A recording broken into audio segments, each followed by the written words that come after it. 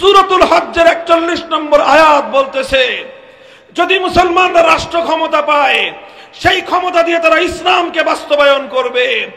অর্থাৎ ইসলাম বলে, আল্লাহর কোরআন বলে, মুসলমানরা ক্ষমতা পেলে রাষ্ট্রকে ইসলাম অনুযায়ী পরিচালনা করতে হবে।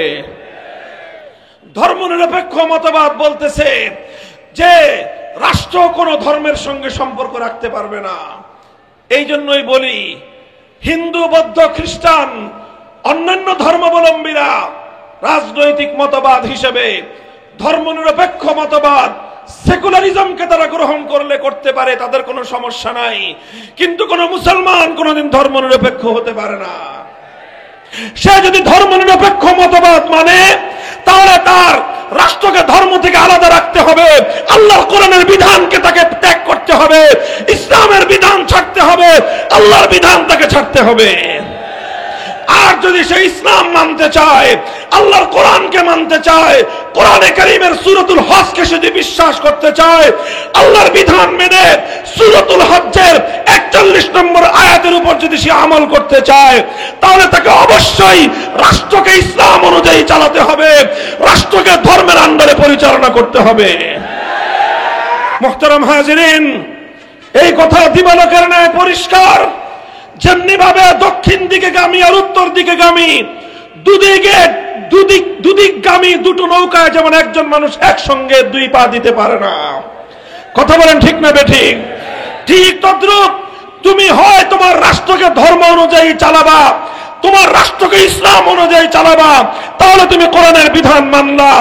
আর না হয় তুমি রাষ্ট্রকে ধর্ম থেকে বিচ্ছিন্ন করে ধর্মনিরপেক্ষ মতবাদ মানবা। যে কোনো একটা মানলে আরেকটা ছাড়তে হবে, একটা ছাড়লে আরেকটা মানতে হবে। কাজেই তখন তোমার সামনে প্রশ্ন এসে দাঁড়াবে, তুমি ইমানদার হয়ে ইসলাম মেনে মুসলমান থাকতে চাও, না তুমি ধর্মনিরপেক্ষ মতবাদ মেনে ধর্মনিরপেক্ষ বেঈমান হতে চাও? কাজে ইসলামের দৃষ্টিতে, আল্লাহর কোরআনের দৃষ্টিতে, কোরআনে কারীমের সূরাতুল হজ্জের 41 নম্বর আয়াতের ব্যাখ্যায় ব্যক্তহীন ভাষায় কথা বলা যায়, মুসলমান কোনদিন ধর্মনিরপেক্ষ হতে পারে না, মুসলমান কোনদিন সেকুলার হতে পারে না। 1947 সালে যখন দেশটা স্বাধীন হয়, তখন মুসলমান এবং হিন্দুদের মধ্যে একটা দ্বন্দ্ব দেখা দিয়েছিল, একটা মতপার্থক্য দেখা দিয়েছিল। সেই মতপার্থক্য হলো এই দেশটা চলবে কিভাবে।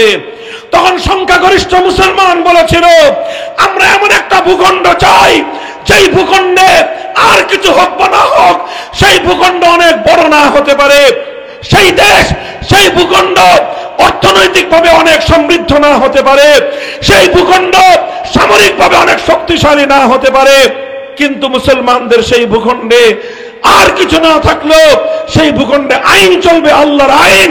সেই ভূখণ্ডের সংবিধান হবে আল্লাহর কোরআনের সংবিধান। হিন্দুরা বলেছিল, না, আমরা এমন একটা দেশ চাই যেই দেশটা ধর্মনিরপেক্ষ মতবাদ অনুযায়ী পরিচালিত হবে। শেষ পর্যন্ত 47 সালে দেশ ভাগাভাগি হয়েছে। বৃহৎ ভাগ 16 আনার মধ্যে 12 আনা নিয়েছে হিন্দুরা, 4 আনা দিয়েছিল মুসলমানদেরকে। ভাগাভাগির সময় মুসলমানদের সঙ্গে বঞ্চনা করা হয়েছে, মুসলমানদের সঙ্গে বৈষম্যমূলক আচরণ করা হয়েছে, মুসলমানদেরকে তাদের ন্যায্য এবং প্রাপ্য অধিকার থেকে বঞ্চিত করা হয়েছে।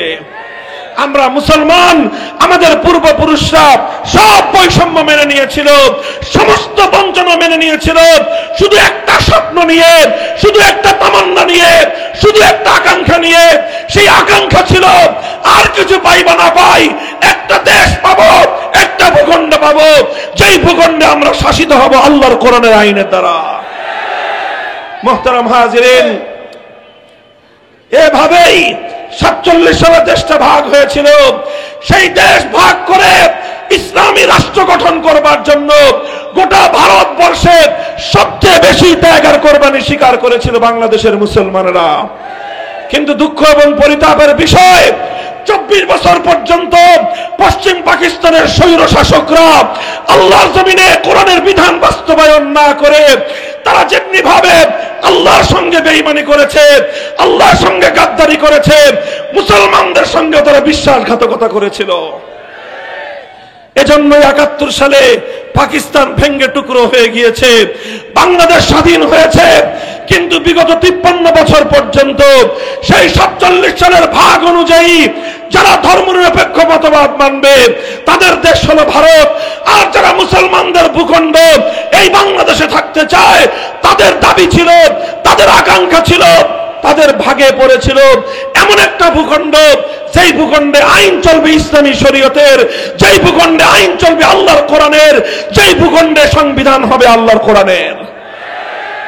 আমি আজ বাংলাদেশে স্পষ্ট ভাষায় দাবি তুলতে চাই, প্রথম কথা হলো এই ধর্মনিরপেক্ষ মতবাদ নামক, অর্থাৎ রাষ্ট্র থেকে ধর্মকে বিচ্ছিন্ন করবার এই ভারতীয় এজেন্ডা মুসলমানদের বাংলাদেশে চলতে পারে না, আমরা চলতে দেব না। ভারতের পচা বস্তা পচা ধর্মনিরপেক্ষ মতবাদ দিল্লিতে পাচার করে দিতে হবে। আর এই বাংলাদেশ লাহোর প্রস্তাবের ভিত্তিতে, এই বাংলাদেশ হাজী শরীয়তুল্লাহর ইচ্ছার ভিত্তিতে, এই বাংলাদেশ তিতুমীরের শাহাদাতের রক্তের ভিত্তিতে, এই বাংলাদেশ ফকির মজনু শাহদের সংগ্রামের ভিত্তিতে আল কোরআনের শাসন অনুযায়ী পরিচালিত হতে হবে। প্রতিটি মানুষকে, হিন্দু বৌদ্ধ খ্রিস্টান মুসলমান ধর্ম বর্ণ নির্বিশেষে প্রতিটি মানুষের কাছে খেলাফতের পয়গাম পৌঁছে দিয়ে বোঝাতে হবে খেলাফত ব্যবস্থায় সৃষ্টিকর্তা প্রদত্ত রাজনৈতিক ব্যবস্থা, এটাই সকল জাতির মুক্তি নিশ্চিত করতে পারে। ঘাম ঝরানো পরিশ্রম করতে হবে, করবেন তো? করবেন তো? তবে শুধু ঘাম ঝরিয়ে হবে না, ঘাম ঝরালেই বিপ্লব হয় না, ঘাম ঝরানো পরিশ্রমের পাশাপাশি আল্লাহর সাহায্যের প্রয়োজন। এজন্য চোখের অশ্রু দিয়ে আল্লাহর কাছে সাহায্য চাইতে হবে, চাইবেন তো? এভাবে আমার বুকের ঘাম আর চোখের অশ্রু যখন ঝরতে থাকবে, ঘাম আর অশ্রুর মাধ্যমে একটা জমিন বিপ্লবের জন্য উর্বর হয়ে ওঠে। এই জমিন যখন বিপ্লবের জন্য উর্বর হবে, শুধু ঘাম আর অশ্রু দিয়ে কোনো বিপ্লব আসে না, তবে ঘাম আর অশ্রুর মাধ্যমে জমিন বিপ্লবের জন্য উপযুক্ত হয়, জমিন বিপ্লবের জন্য উর্বর হয়। এই ঘাম আর অশ্রু দিতে দিতে এই জমিন যখন বিপ্লবের জন্য উর্বর হবে, তখন সেই উর্বর জমিনে শাহাদাতের রক্ত দিতে হবে। সেই শাহাদাতের রক্ত দেওয়ার জন্য আবু সাঈদ, মুগ্ধ, খুবাইব আর মাহমুদদের মতো ২০০০ নয়, যদি ২ লক্ষ যুবকের তাজা প্রাণের প্রয়োজন হয়, মাথায় শহীদি কাফনের কাপড় পরে শহীদি ঈদগাহে রক্ত দিতে কারা প্রস্তুত থাকব? সাতকানিয়া ওলামা পরিষদ ও কেরানীহাট ব্যবসায়ীদের যৌথ উদ্যোগে আয়োজিত আজকের আজিমুশান ইসলামী মহাসম্মেলনে উপস্থিত সম্মানিত সভাপতি, উপস্থিত হযরত উলামায়ে কেরাম, শ্রদ্ধাভাজন আমার মুরব্বী সাহেবান, সমবেত ইসলাম প্রিয়, কোরআন প্রেমিক, নবী প্রেমিক, তাওহীদি মুসলমান ভাই ও বন্ধুগণ, আল্লাহ পাক রব্বুল আলামিনের দরবারে শুকরগুজারি আদায় করি যে মহান রব্বুল আলামিন আমাদেরকে আজকের এই মুবারক মজলিসে উলামায়ে কেরামের সাথে আল্লাহর দ্বীনের কথা, কোরআনের কথা আলোচনা করবার জন্য সমবেত হওয়ার তৌফিক দিয়েছেন। রব্বে করিমের দরবারে কালিমাতুশ শুকরের হাদিয়া পেশ করি আলহামদুলিল্লাহ। আমি আপনাদের সম্মুখে পবিত্র কোরআনে কারীমের সূরাতুল হজ্জের ৪১ নম্বর আয়াত খানা তেলাওয়াত করেছি। উল্লেখিত আয়াতের মধ্যে আল্লাহ পাক রব্বুল আলামিন যারা মুমিন এবং মুসলমান, যারা আল্লাহকে বিশ্বাস করে, আল্লাহর দ্বীনকে যারা বিশ্বাস করে, তাদের হাতে যদি রাষ্ট্র ক্ষমতা যায়, তারা যদি রাষ্ট্র ক্ষমতা পায়, তাহলে তারা কি কাজ করবে সেই দায়িত্বের কথা আল্লাহ কোরআনে পাকের মধ্যে উল্লেখ করেছেন। আল্লাহ বলছেন, আল্লাযীনা ইম্মাক্কান্নাহুম ফিল আরদি আকামুস সালাতা ওয়া আতাবুজ যাকাতা ওয়া আমারু বিল মা'রুফি ওয়া নাহাউ আনিল মুনকার। আল্লাহ বলছেন, মুসলমান ইমানদার বিশ্বাসী তো তারাই যাদেরকে আমি আল্লাহ যদি রাষ্ট্র ক্ষমতা দান করি, পৃথিবীতে যদি তারা কর্তৃত্ব লাভ করতে পারে, তাহলে তারা সেই রাষ্ট্র ক্ষমতা এবং সেই কর্তৃত্ব ব্যবহার করে কি করবে? আল্লাহ বলছেন যে তারা প্রধানত এবং প্রথমত তারা 4টি কাজ করবে। কয় কাজ? আপনারা কি আমার কথা শুনতেছেন না চতুর্দিকে শুধু হট্টগোল করতেছেন? কথা তো বুঝতে হবে। যদি ইমানদাররা রাষ্ট্র ক্ষমতা পায়, ক্ষমতায় যায়, তাহলে আল্লাহর কোরআন বলতেছে তারা প্রথমে 4টি কাজ করবে। কয় কাজ? কয় কাজ? পিছন দিয়ে কথা শুনতেছেন আপনারা? কয় কাজ করবে? 4 কাজ করবে। 1 নম্বর কাজের কথা আল্লাহ বলেছেন আকামুস সালাত। তারা সমাজে, রাষ্ট্রে, মুসলিম নাগরিকদের মধ্যে নামাজ কায়েম করবে। এটা হলো সরকারের প্রথম দায়িত্ব। যদি সরকার মুসলিম হয়, ইমানদার হয়, ক্ষমতাসীন যদি ইমানদার এবং মুসলমান হয়, তো ক্ষমতায় যাওয়ার পর তাদের সর্বপ্রথম কাজ হলো মুসলমানদের মধ্যে নামাজ কায়েম করবে। 2 নম্বর কাজ হলো ও আতাউজ যাকাত। তারা মুসলিম সমাজের মধ্যে যাকাত ব্যবস্থা বাস্তবায়ন করবে। যাকাত ব্যবস্থা বাস্তবায়ন করবে। 3 নম্বর কাজ হলো আমারু বিল মারুফ। তারা ক্ষমতা ব্যবহার করে, শক্তি প্রয়োগ করে সমাজের মধ্যে তারা মানুষকে ন্যায় কাজ, ভালো কাজ, সৎ কাজ করবার আদেশ দিবে। 4 নম্বর কাজ হলো ওয়ানাহাউ আনিল মুনকার। তারা শক্তি প্রয়োগ করে, ক্ষমতা প্রয়োগ করে মানুষকে অন্যায় এবং শরীয়ত গর্হিত কার্যকলাপ থেকে নিষেধ করবে, বাধা দিবে। এই 4টা কাজ হলো যদি কোনো মুসলমান রাষ্ট্র ক্ষমতা পায়, যদি কোনো মুসলমান কোথাও কর্তৃত্ব পায়, তখন সেই মুসলমানের দায়িত্ব এবং কর্তব্য হলো এগুলো। মোহতারাম হাজিরিন, এই দায়িত্বগুলো আল্লাহ পাক, আল্লাহর কোরআন বলছে। এটা দুনিয়ার কোনো মানুষের বানানো কথা না, এটা কোনো আলেম ওলামাদের কথা না, অথবা এটা ইসলামী রাজনীতিবিদদেরও কথা নয়। এটা সরাসরি আল্লাহর কোরআনের সূরাতুল হজ্জের 41 নম্বর আয়াতের সরল অনুবাদ আমি বললাম।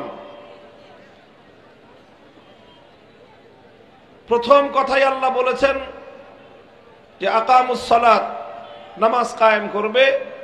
এরপরেই আল্লাহ বলেছেন আতাউজ যাকাত, যাকাত ব্যবস্থা বাস্তবায়ন করবে।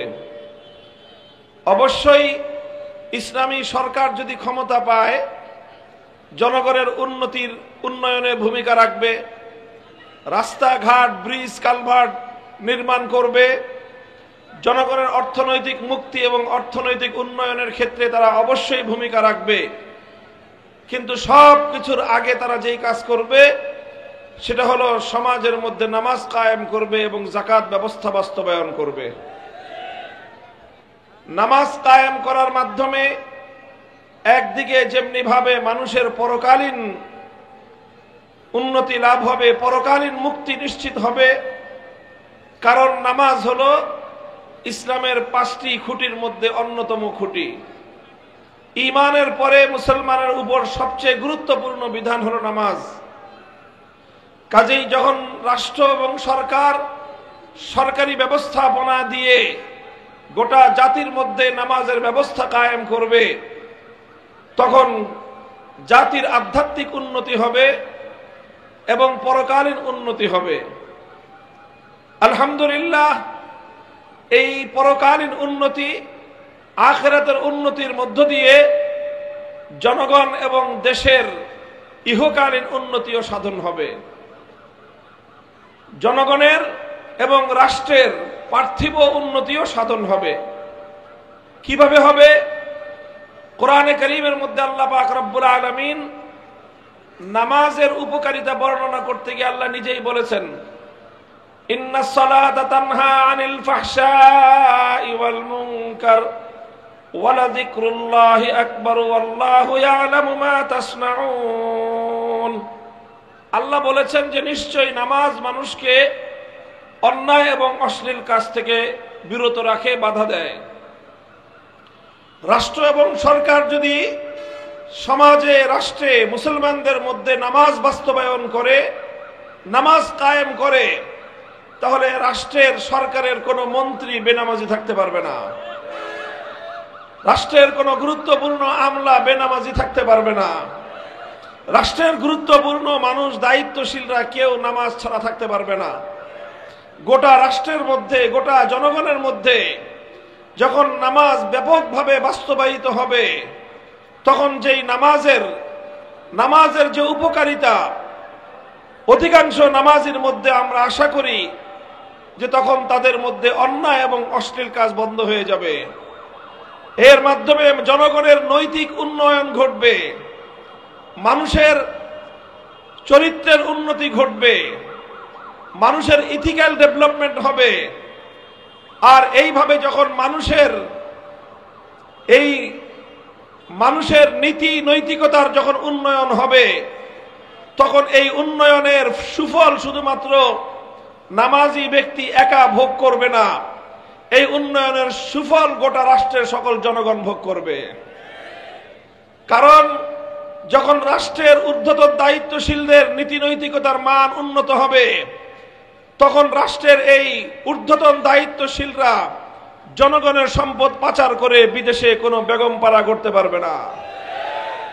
এভাবে যখন দেশের ব্যাপক জনগোষ্ঠীর মধ্যে নামাজের সুফল বাস্তবায়িত হবে এবং তাদের নীতি নৈতিকতার উন্নয়ন ঘটবে, তখন সেই সমাজে কোনোদিন জনগণের সম্পদ দিয়ে নির্মিত ব্রিজের মধ্যে লোহার বদলে বাঁশ পাওয়া যাবে না। এইভাবে তখন রাষ্ট্রের মধ্যে যে উন্নতি হবে, সেই উন্নতি টেকসই উন্নতি হবে। তখন আর শত কোটি টাকার বরাদ্দ থেকে, 100 টাকা থেকে বরাদ্দ থেকে 80 টাকা মধ্যস্বত্বভোগী টেন্ডারবাজ ক্ষমতাবানরা জনগণের সম্পদ লুটপাট করে খাবে না, বরং জনগণের, রাষ্ট্রের সম্পদ যেই খাতে বরাদ্দ হবে সেই খাতে শতভাগ সেটার প্রয়োগ হবে। আর শতভাগ যখন অর্থ প্রয়োগ হবে, ব্যয় হবে, তখন 10 বছরের রাস্তা 1 বছরের মাথায় ভেঙ্গে চূর্ণ বিচূর্ণ হবে না। এভাবে অল্প সম্পদ দিয়ে রাষ্ট্রের উন্নতি বহু গুণে, বহু বেশি মাত্রায়, অভূতপূর্বভাবে রাষ্ট্রের উন্নতি সাধন হবে।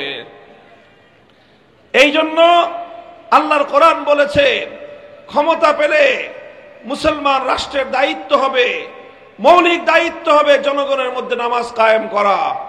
এই নামাজ কায়েম করার মাধ্যমে একদিকে জনগণের যেরকম আধ্যাত্মিক উন্নতি হবে, পরকালের উন্নতি হবে, অপরদিকে রাষ্ট্রের যাবতীয় উন্নয়নের পিছনে এটা শক্তিশালী ভূমিকা পালন করবে।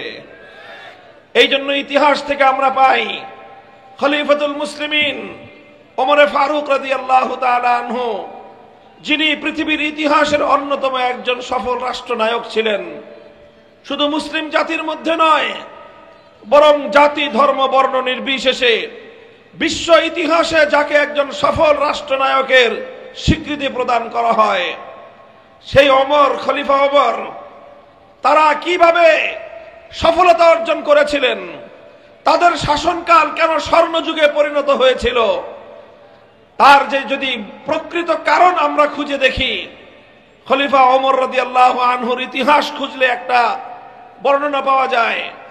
খলিফাতুল মুসলিমিন ওমরে ফারুক রাদিয়াল্লাহু তাআলা আনহু, তিনি তার শাসনকালে গোটা রাষ্ট্রের সকল গভর্নরদের প্রতি, সকল প্রশাসকদের প্রতি তিনি একটা রাষ্ট্রীয় সার্কুলার জারি করেছিলেন।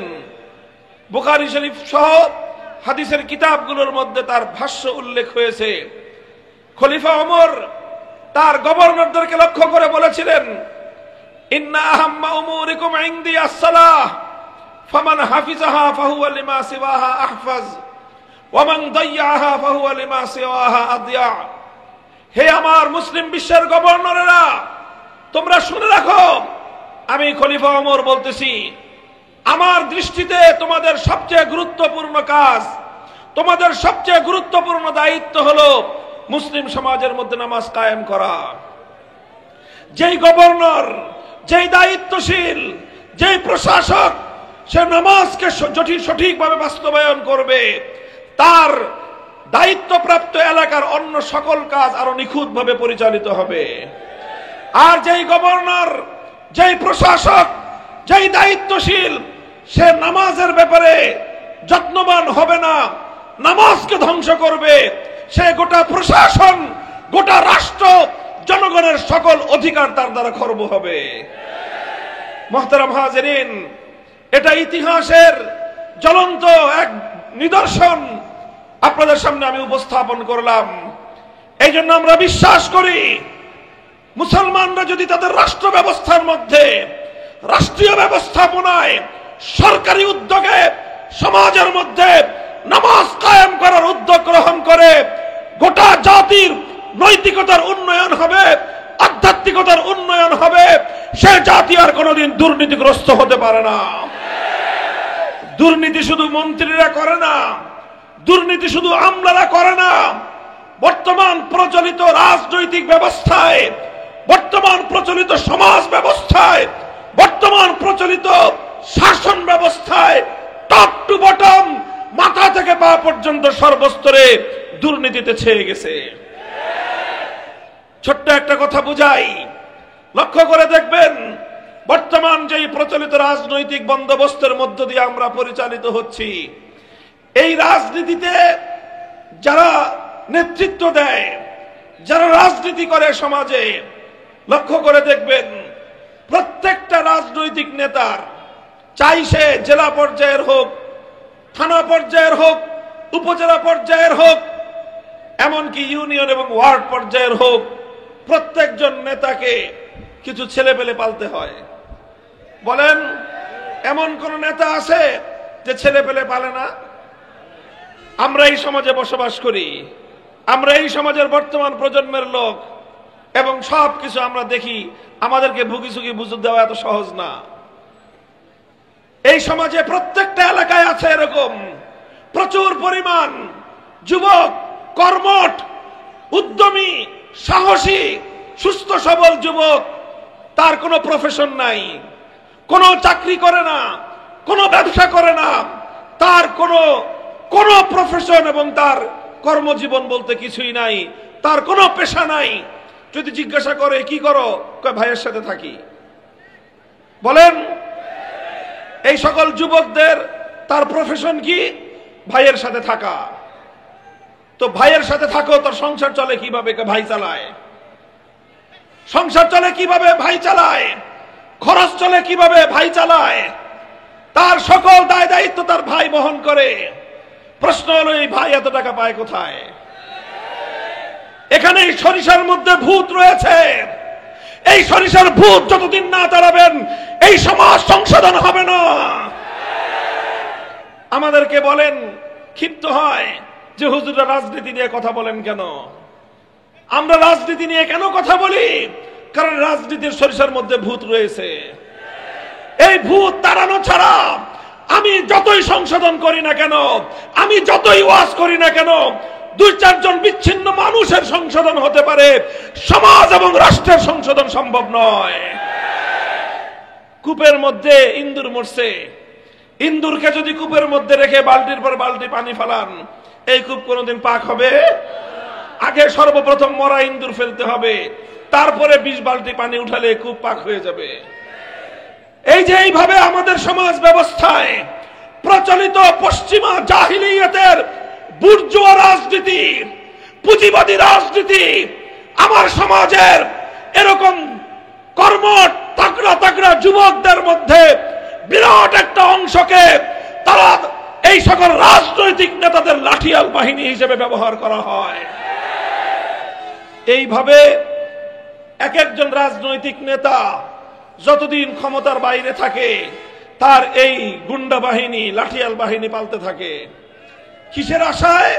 আশা একটাই, যদি কোনোদিন ক্ষমতায় যেতে পারি, 5 বছরে 17 বছরের যত ইনভেস্ট সুদে আসলে আসল উসুল করে নিব। কোত্থেকে সে উসুল করবে? উসুল করবে জনগণের সম্পদ থেকে, উসুল করবে রাষ্ট্রীয় সম্পদ থেকে, উসুল করবে রাষ্ট্রের টেন্ডার থেকে। জনগণের সম্পদ চুরি করে এক শ্রেণীর রাজনীতিবিদরা আঙ্গুল ফুলে কলা গাছ হয়। মুহতারাম হাজিরিন, এই জন্য ইসলাম সর্বপ্রথম বলেছে ওই নেতার চরিত্র ঠিক করো, নেতার লাঠিয়াল বাহিনীর চরিত্র ঠিক করো। এইভাবে যখন প্রত্যেকটা মানুষ নীতি নৈতিকতার মানদণ্ডে উত্তীর্ণ হবে, তখন অর্থনীতির অনেক বেশি প্রোডাকশন, অনেক উপার্জন না হলেও স্বল্প সম্পদ দিয়ে জাতীয় উন্নয়ন অভূতপূর্বভাবে অগ্রগতি সাধিত হওয়া সম্ভব। মুহতারাম হাজিরিন, এটা আমার আলোচনার মূল সাবজেক্ট নয়, আমি শুধু এতটুকু বোঝানোর চেষ্টা করলাম। আল্লাহ পাক রব্বুল আলামিন যে বলেছেন ইমানদাররা ক্ষমতা পেলে প্রথম কাজ হবে নামাজ কায়েম করা। কেন আল্লাহ পাক নামাজকে সর্বপ্রথম দায়িত্ব হিসেবে উল্লেখ করলেন? কারণ যেই সমাজে নামাজ কায়েম হয় সেই সমাজে দুর্নীতিবাজ তৈরি হয় না।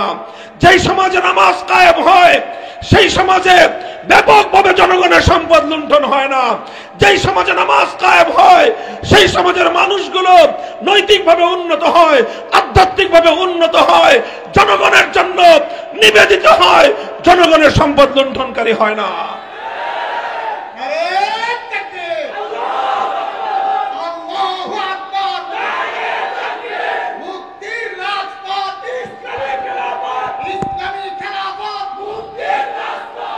মুহতারাম হাজিরিন, আল্লাহ পাক বলেছেন দ্বিতীয় বিধান, দ্বিতীয় যেই কাজ হবে রাষ্ট্র এবং সরকারের, ও আতাউজ যাকাত, যাকাত ব্যবস্থা বাস্তবায়ন করবে।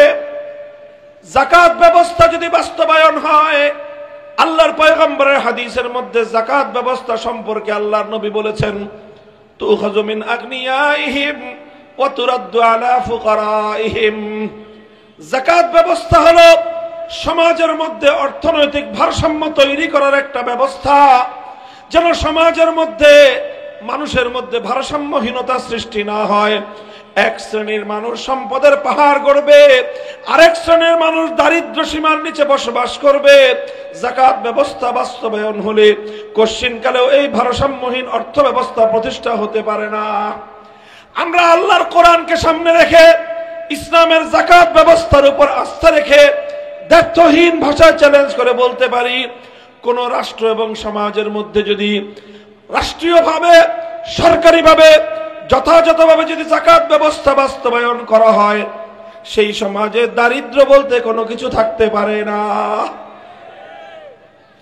মুহতারাম হাজিরিন, এই যে নামাজ এবং যাকাত, এই সকল ব্যবস্থা যথাযথভাবে বাস্তবায়ন করা, এটা সরকার এবং রাষ্ট্রের অন্যতম গুরুত্বপূর্ণ দায়িত্ব। এবার আপনারা আমার কাছে একটা প্রশ্নের জবাব দিবেন বুঝে শুনে। আপনারা কি আমার কথা সবাই বুঝতেছেন? কারা কারা বুঝতেছেন হাত তুলেন দেখি। মাশাআল্লাহ, হাত নামান। এবার হাত বুঝে শুনে একটা প্রশ্নের জবাব দিবেন। লক্ষ্য করেন, স্লোগান বন্ধ করেন, লক্ষ্য করে বুঝেন। আমি একটা প্রশ্ন করছি, প্রশ্নের জবাব দিন আপনারা। নামাজ ইসলামের 5 স্তম্ভের অন্যতম একটা, ঠিক কিনা? যাকাত ইসলামের 5 স্তম্ভের আরেকটা, কথা ঠিক কিনা? নামাজ এবং যাকাত ইসলামের সবচেয়ে গুরুত্বপূর্ণ বিধানগুলোর মধ্যে অন্যতম, কথা ঠিক? তাহলে আল্লাহর কোরআন বলতেছে, কোরআনে কারীমের সূরাতুল হজ্জের 41 নম্বর আয়াত বলতেছে, মুসলমানরা যদি রাষ্ট্র ক্ষমতা পায়, মুসলমানরা যদি ক্ষমতাসীন হতে পারে, তাহলে তারা নামাজ কায়েম করবে, যাকাত বাস্তবায়ন করবে। কোরআনের এই আয়াতের দ্বারা বোঝা যায় কি ইসলাম কি বলে, রাষ্ট্র ক্ষমতার সাথে ইসলামের সম্পর্ক আছে না নাই? জোরে বলেন, আছে না নাই? নামাজ কায়েম করা এটা ধর্মের কাজ কিনা? যাকাত বাস্তবায়ন করা ইসলামের কাজ কিনা? জোরে বলেন, ইসলামের কাজ কিনা? নামাজ কায়েম করা, যাকাত বাস্তবায়ন করা, এটা ইসলামের সবচেয়ে গুরুত্বপূর্ণ কাজ। আল্লাহর কোরআন বলতেছে মুসলমানরা ক্ষমতা পেলে, মুসলমানরা রাষ্ট্রীয় ক্ষমতা পেলে, তারা ক্ষমতাসীন হলে নামাজ কায়েম করবে, যাকাত বাস্তবায়ন করবে। কোরআনের এই আয়াতের স্পষ্ট মর্ম হলো মুসলমানরা যদি ক্ষমতা পায়, সেই ক্ষমতার মাধ্যমে সর্বপ্রথম তাদের দায়িত্ব হলো তারা ইসলামের সেবা করবে, ইসলামকে তারা বাস্তবায়ন করবে। যদি আল্লাহর কোরআনের এই আয়াত সত্য হয়ে থাকে, যারা মুসলমান আল্লাহর কোরআনকে যারা বিশ্বাস করে, যারা ইসলামকে বিশ্বাস করে, যারা আল্লাহর বিধানকে যারা বিশ্বাস করে, এই জন্যই আমরা বলি কোন মুসলমান কোনদিন তারা রাজনৈতিক মতবাদ হিসেবে ধর্মনিরপেক্ষ মতবাদের অনুসারী হতে পারে না। মুসলমান যদি আল্লাহকে বিশ্বাস করে, মুসলমান যদি আল্লাহর কোরআনকে বিশ্বাস করে, সেই মুসলমান কোনদিন ধর্মনিরপেক্ষতাকে বিশ্বাস করতে পারে না। বলবেন কারণটা কি? বুঝাই দিচ্ছি আমি আপনাদেরকে কেন মুসলমান ধর্মনিরপেক্ষ মতবাদ গ্রহণ করতে পারে না। কারণ ধর্মনিরপেক্ষ মতবাদ, সেকুলারিজম কাকে বলা হয়? ধর্মনিরপেক্ষ মতবাদ এবং সেকুলারিজমের মূল কথা হলো এই, রাষ্ট্রের সাথে ধর্মের কোনো সম্পর্ক থাকতে পারবে না। আপনারা বুঝছেন আমার কথা? ধর্মনিরপেক্ষ মতবাদের অর্থ হলো রাষ্ট্রের সাথে ধর্মের কোনো সম্পর্ক থাকতে, কোনো ধর্মেরই সম্পর্ক থাকবে না। রাষ্ট্র থাকবে নিরপেক্ষ, রাষ্ট্রের সাথে ইসলামেরও সম্পর্ক থাকবে না, রাষ্ট্রের সাথে হিন্দু ধর্মেরও সম্পর্ক থাকবে না, রাষ্ট্রের সাথে বৌদ্ধ ধর্মেরও সম্পর্ক থাকবে না, রাষ্ট্রের সাথে খ্রিস্টান ধর্মেরও সম্পর্ক থাকবে না। রাষ্ট্র থাকবে সব ধর্মের বিবেচনায় নিরপেক্ষ। এর নামই হলো ধর্মনিরপেক্ষ রাষ্ট্র ব্যবস্থা, ধর্মনিরপেক্ষতার রাজনীতি। তাহলে ধর্মনিরপেক্ষতার মূল কথা হলো রাষ্ট্রের সাথে ধর্মের কোনো সম্পর্ক নাই। এবার লক্ষ্য করে দেখেন, কোরআনে কারীমের সূরাতুল হজ্জের 41 নম্বর আয়াত বলতেছে, যদি মুসলমানরা রাষ্ট্র ক্ষমতা পায়, সেই ক্ষমতা দিয়ে তারা ইসলামকে বাস্তবায়ন করবে। অর্থাৎ ইসলাম বলে, আল্লাহর কোরআন বলে, মুসলমানরা ক্ষমতা পেলে রাষ্ট্রকে ইসলাম অনুযায়ী পরিচালনা করতে হবে। ধর্মনিরপেক্ষ মতবাদ বলতেছে যে রাষ্ট্র কোনো ধর্মের সঙ্গে সম্পর্ক রাখতে পারবে না। এই জন্যই বলি, হিন্দু, বৌদ্ধ, খ্রিস্টান, অন্যান্য ধর্মাবলম্বীরা রাজনৈতিক মতবাদ হিসেবে ধর্মনিরপেক্ষ মতবাদ, সেকুলারিজমকে তারা গ্রহণ করলে করতে পারে, তাদের কোনো সমস্যা নাই। কিন্তু কোন মুসলমান কোনদিন ধর্মনিরপেক্ষ হতে পারে না। কথা বুঝলেন? স্লোগান দিয়েন না, এখন কথাটা বুঝেন, গভীর কথা। এই কথা আজকে মীমাংসা করতে হবে বাংলাদেশে। এই কথার মীমাংসা না করলে আগামীর বাংলাদেশ, এই বিভক্তি দূর হবে না। এই কথার মীমাংসা না হলে বাংলাদেশ সামনের দিকে অগ্রসর হতে পারবে না। এই জন্য আজ এই কথা ভালো করে মীমাংসা করে মুসলিম জাতিকে সজাগ এবং সতর্ক করা আমাদের প্রত্যেকের ঈমানি দায়িত্ব হয়ে দাঁড়িয়েছে। আমি কি বললাম? হিন্দু, বৌদ্ধ, খ্রিস্টান ধর্মনিরপেক্ষ মতবাদ অনুসরণ করতে কোনো সমস্যা নাই, কিন্তু কোন মুসলমান ধর্মনিরপেক্ষ মতবাদ অনুসরণ করতে পারে না। প্রশ্ন করতে পারেন, হিন্দু, বৌদ্ধ, খ্রিস্টান পারলে মুসলমান কেন পারবে না? এই হলো প্রশ্ন। এই প্রশ্নের স্পষ্ট জবাব বুঝেন। আবার বলছি, ধর্মনিরপেক্ষ মতবাদ কাকে বলা হয়? ধর্মনিরপেক্ষ মতবাদের অর্থ হলো রাষ্ট্রের সাথে ধর্মের কোনো সম্পর্ক থাকতে পারবে না।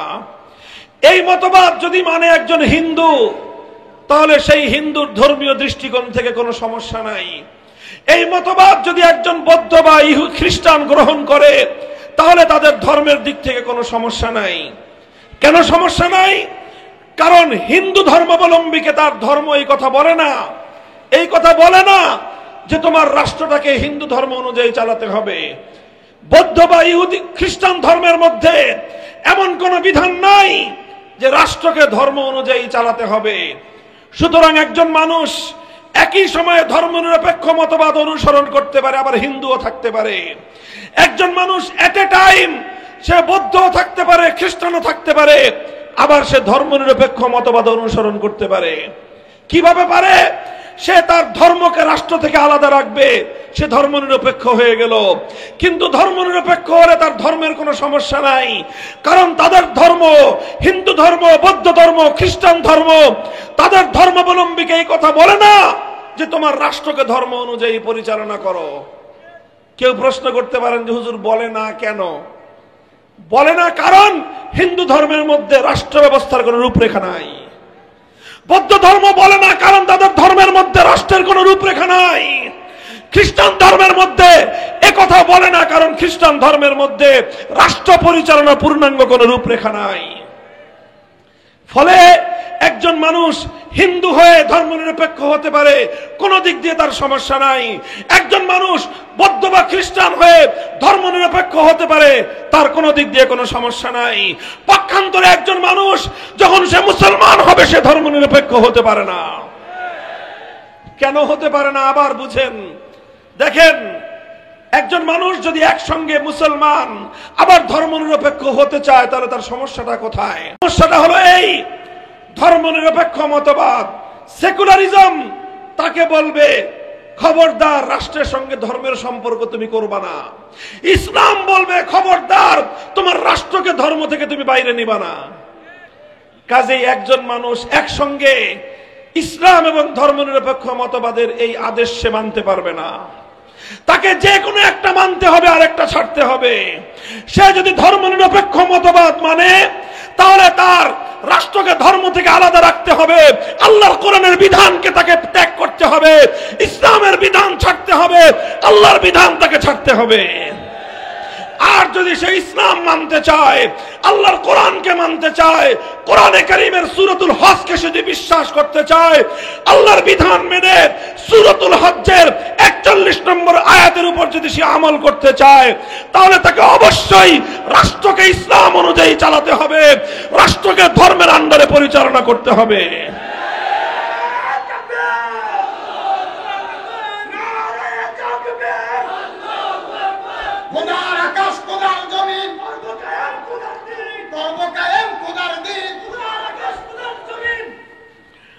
মুহতারাম হাজিরিন, এই কথা দিবালোকের ন্যায় পরিষ্কার।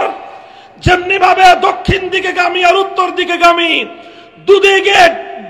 দুদিকগামী দুটো নৌকায় যেমন একজন মানুষ একসঙ্গে দুই পা দিতে পারে না। কথা বলেন ঠিক না বেঠিক? ঠিক তদ্রূপ তুমি হয় তোমার রাষ্ট্রকে ধর্ম অনুযায়ী চালাবা, তোমার রাষ্ট্রকে ইসলাম অনুযায়ী চালাবা, তাহলে তুমি কোরআনের বিধান মানলা।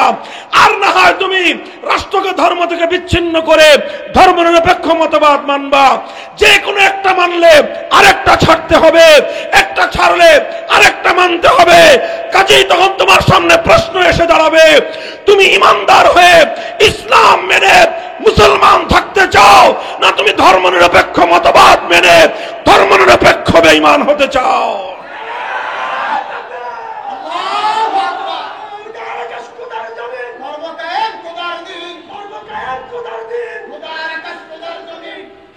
মুহতারাম হাজিরিন, আপনারা কেউ বলতে পারেন, হুজুর আপনি বলতেছেন একজন মুসলমান একই সঙ্গে ধর্মনিরপেক্ষ এবং মুসলমান থাকতে পারে না, অথচ আওয়ামী লীগের লোকজন তো থাকলো।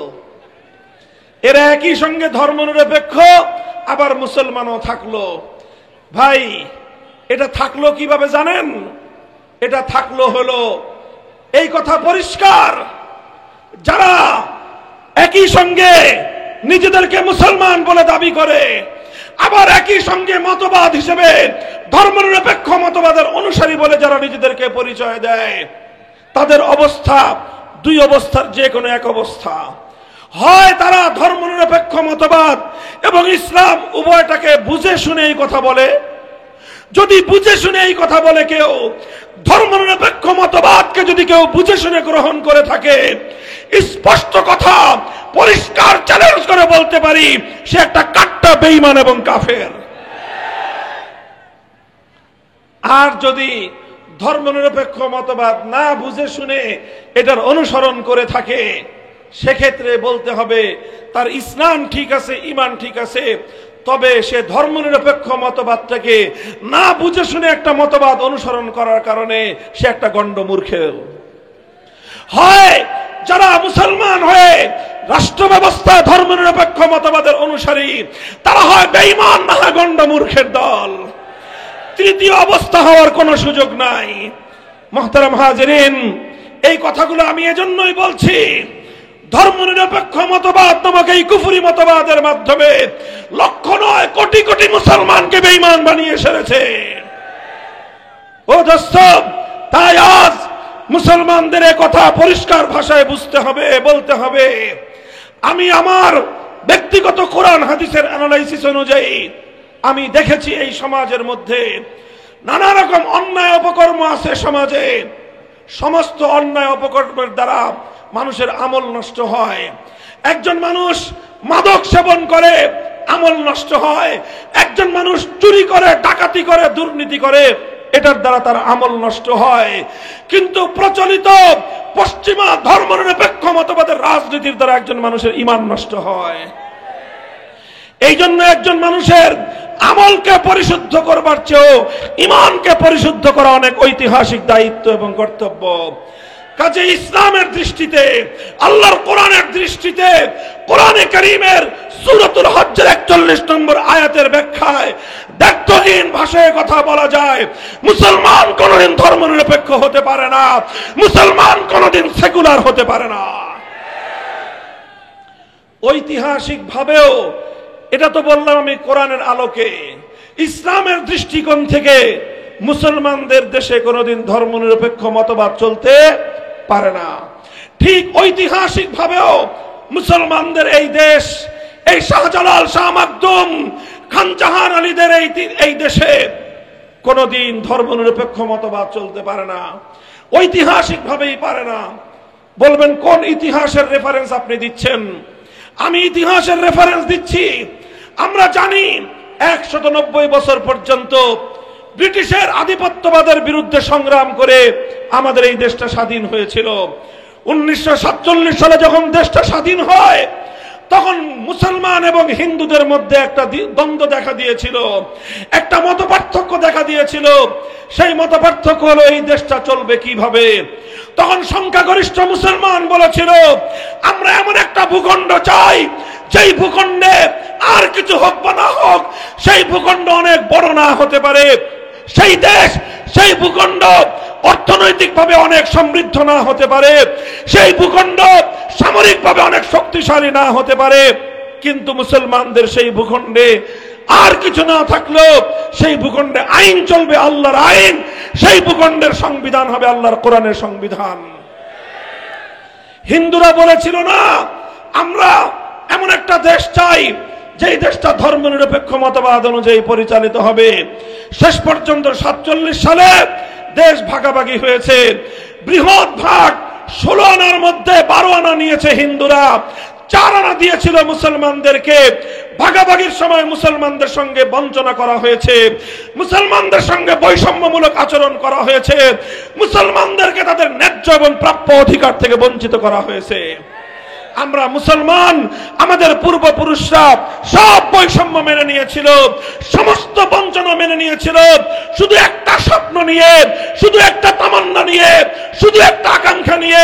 সেই আকাঙ্ক্ষা ছিল আর কিছু পাই বা না পাই, একটা দেশ পাবো, একটা ভূখণ্ড পাবো, যেই ভূখণ্ডে আমরা শাসিত হব আল্লাহর কোরআনের আইনের দ্বারা।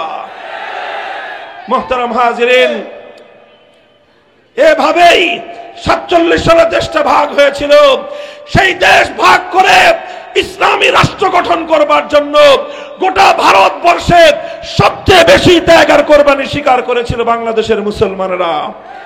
কিন্তু দুঃখ এবং পরিতাপের বিষয়, 24 বছর পর্যন্ত পশ্চিম পাকিস্তানের স্বৈর শাসকরা আল্লাহর জমিনে কোরআনের বিধান বাস্তবায়ন না করে তারা যেমনি ভাবে আল্লাহর সঙ্গে বেঈমানি করেছে, আল্লাহর সঙ্গে গাদ্দারি করেছে, মুসলমানদের সঙ্গে তারা বিশ্বাসঘাতকতা করেছিল। এজন্যই 71 সালে পাকিস্তান ভেঙ্গে টুকরো হয়ে গিয়েছে, বাংলাদেশ স্বাধীন হয়েছে। কিন্তু বিগত 53 বছর পর্যন্ত সেই 47 সালের ভাগ অনুযায়ী যারা ধর্মনিরপেক্ষ মতবাদ মানবে তাদের দেশ হলো ভারত, আর যারা মুসলমানদের ভূখণ্ড এই বাংলাদেশে থাকতে চায় তাদের দাবি ছিল, তাদের আকাঙ্ক্ষা ছিল, তাদের ভাগে পড়েছিল এমন একটা ভূখণ্ড যেই ভূখণ্ডে আইন চলবে ইসলামী শরীয়তের, যেই ভূখণ্ডে আইন চলবে আল্লাহর কোরআনের, যেই ভূখণ্ডে সংবিধান হবে আল্লাহর কোরআনের।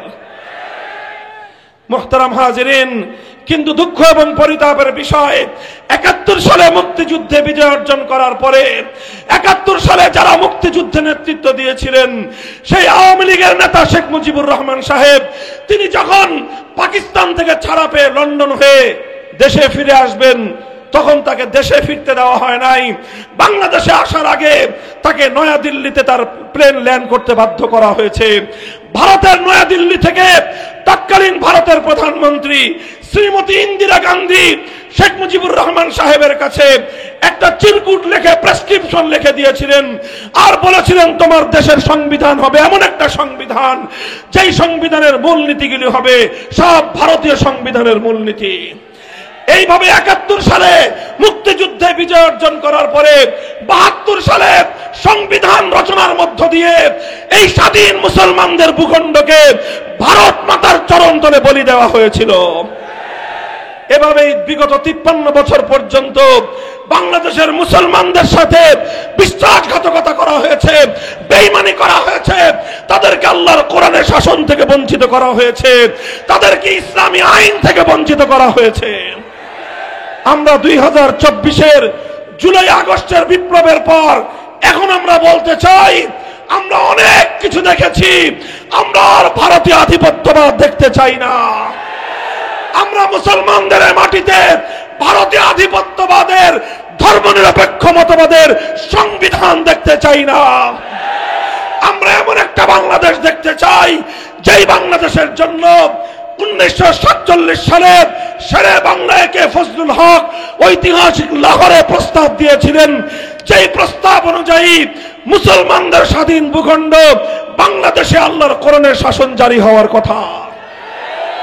দোস্ত, যদি আজ আমরা আল্লাহর কোরআনের শাসনের দিকে ফিরে যেতে পারি, যদি ইসলামী শাসন কায়েম করতে পারি, যদি আমরা আল্লাহর কোরআনের সূরাতুল হজ্জের এই আয়াতের বিধানগুলো বাস্তবায়ন করতে পারি, একদিকে যেমনি ভাবে মুসলমানদের শত বছরের হাজার বছরের তামান্না পূর্ণ হবে, অপরদিকে হিন্দু বৌদ্ধ খ্রিস্টান সহ প্রতিটি জাতি যার যার প্রাপ্য অধিকার ফিরে পাবে। আমি ওপেন চ্যালেঞ্জ করে বলতে পারি, ইসলাম যেভাবে অন্যান্য ধর্মাবলম্বীদের অধিকারের নিশ্চয়তা দিয়েছে, ইসলাম যেভাবে অন্যান্য ধর্মাবলম্বীদের জান মাল ইজ্জত আবরু এবং ধর্মীয় নিরাপত্তা নিশ্চয়তা দিয়েছে, পৃথিবীর আর কোন মতবাদ সেভাবে দিতে পারে নাই। তাই এজন্য আজ ৫ই আগস্টের বিপ্লব পরবর্তী বাংলাদেশে হে আমার যুবক ভাইয়েরা, তরুণ প্রজন্ম, হে বাংলাদেশের সচেতন জনতা, এবার বাংলাদেশে ৫ই আগস্টের বিপ্লব আমাদেরকে চোখে আঙুল দিয়ে দেখিয়ে দিয়েছে, যদি দেশের জনগণ প্রস্তুত হয়, জনগণের সেই প্রস্তুতির সঙ্গে যদি আমার আল্লাহর সাহায্য শামিল হাল হয়, পৃথিবীর কোন শক্তি তাদেরকে দাবায় রাখতে পারে না। কথা বলেন ঠিক না বেঠিক? জুলাই আগস্টের বিপ্লব হয়েছে, খুব বড় কোন রাজনৈতিক দলের নেতৃত্বের প্রয়োজন হয় নাই, বড় কোন নেতার নেতৃত্বের প্রয়োজন হয় নাই। এদেশের যুব প্রজন্ম যখন, এদেশের তরুণ ছাত্র জনতা যখন ফ্যাসিবাদের বিরুদ্ধে বুকের রক্ত দিতে প্রস্তুত হয়ে গিয়েছে, তাদের রক্তের সাগরে ১৫ বছরের ফ্যাসিবাদী সরকার ভেসে গেছে বঙ্গোপসাগরে।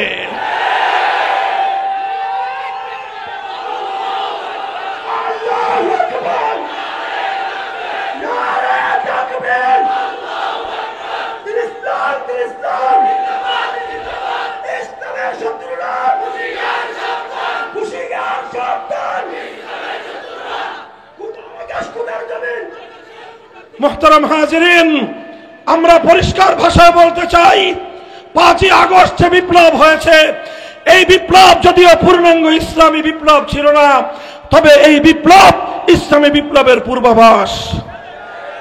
যেমনি ভাবে সূর্য উদয়ের আগে পূর্ব দিগন্তের সুবহে সাদেকের উদয় ঘটে, আগামীর বাংলাদেশে ইসলামী বিপ্লব আসছে, ৫ই আগস্টের বিপ্লব ছিল ইসলামী বিপ্লবের পূর্বাভাস।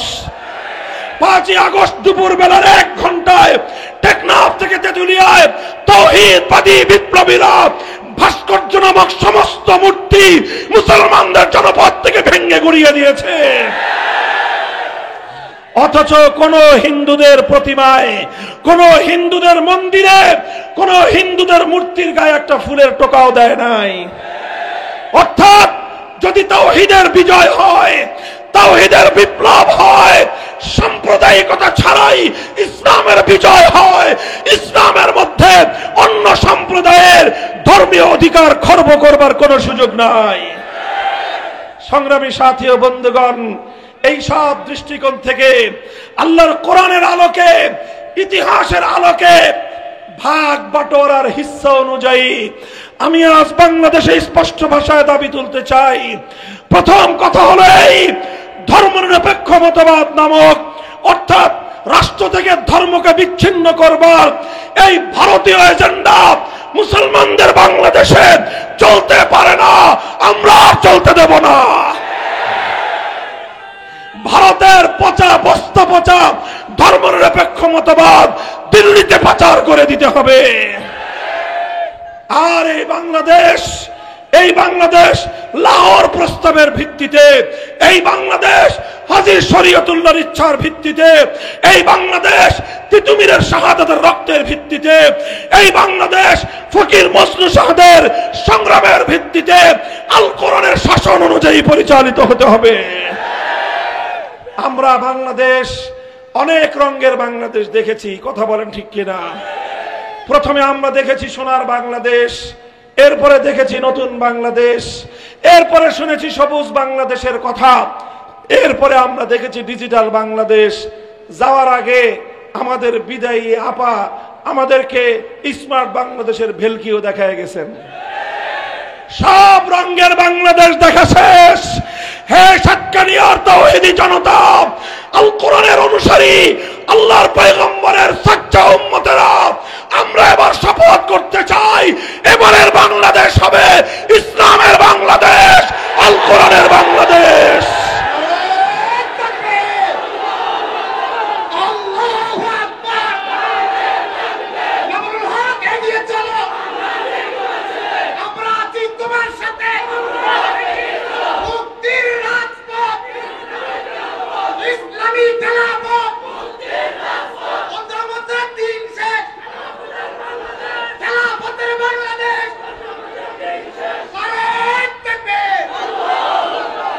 বসেন, এই ইসলামের বাংলাদেশ, খেলাফতের বাংলাদেশ গড়বার জন্য প্রস্তুত আছেন তো? মনে রাখবেন, এটা শুধুমাত্র বক্তৃতা দিয়ে হবে না। যারা মনে করেন মামুনুল হক সাহেব বক্তৃতা দিয়ে কায়েম করে ফেলবে, ভুল ধারণা। শুধু বক্তৃতা দিয়ে বিপ্লব আসে না, শুধু বিপ্লব দিয়ে, শুধু বক্তৃতা দিয়ে আদর্শের বিজয় হয় না। শুধু স্লোগান দিয়ে ইসলামকে বিজয়ী করবেন, ইসলাম কায়েম করবেন সম্ভব? শুধু স্লোগান দিয়েও সম্ভব না, শুধু বক্তৃতা দিয়েও সম্ভব না। এজন্য আমাদের প্রত্যেককে আদর্শিকভাবে ইসলামী রাষ্ট্র ব্যবস্থার পক্ষে ঘাম ঝরানো দাওয়াতি পরিশ্রম করতে হবে। প্রতিটি মানুষকে, হিন্দু, বৌদ্ধ, খ্রিস্টান, মুসলমান, ধর্ম বর্ণ নির্বিশেষে প্রতিটি মানুষের কাছে খেলাফতের পয়গাম পৌঁছে দিয়ে বোঝাতে হবে, খেলাফত ব্যবস্থায় সৃষ্টিকর্তা প্রদত্ত রাজনৈতিক ব্যবস্থা, এটাই সকল জাতির মুক্তি নিশ্চিত করতে পারে। ঘাম ঝরানো পরিশ্রম করতে হবে। করবেন তো? করবেন তো? তবে শুধু ঘাম ঝরিয়ে হবে না, ঘাম ঝরালেই বিপ্লব হয় না। ঘাম ঝরানো পরিশ্রমের পাশাপাশি আল্লাহর সাহায্যের প্রয়োজন।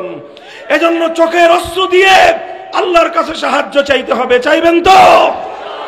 এভাবে আমার বুকের ঘাম আর চোখের অশ্রু যখন ঝরতে থাকবে, ঘাম আর অশ্রুর মাধ্যমে একটা জমিন বিপ্লবের জন্য উর্বর হয়ে ওঠে। এই জমিন যখন বিপ্লবের জন্য উর্বর হবে, শুধু ঘাম আর অশ্রু দিয়ে কোনো বিপ্লব আসে না, তবে ঘাম আর অশ্রুর মাধ্যমে জমিন বিপ্লবের জন্য উপযুক্ত হয়, জমিন বিপ্লবের জন্য উর্বর হয়। এই ঘাম আর অশ্রু দিতে দিতে এই জমিন যখন বিপ্লবের জন্য উর্বর হবে, তখন সেই উর্বর জমিনে শাহাদাতের রক্ত দিতে হবে। সেই শাহাদাতের রক্ত দেওয়ার জন্য আবু সাঈদ, মুগ্ধ, খুবাইব আর মাহমুদদের মতো 2000 নয়, যদি 2 লক্ষ যুবকের তাজা প্রাণের প্রয়োজন হয়, মাথায় শহীদি কাফনের কাপড় পরে শহীদি ঈদগাহে রক্ত দিতে কারা প্রস্তুত থাকবে?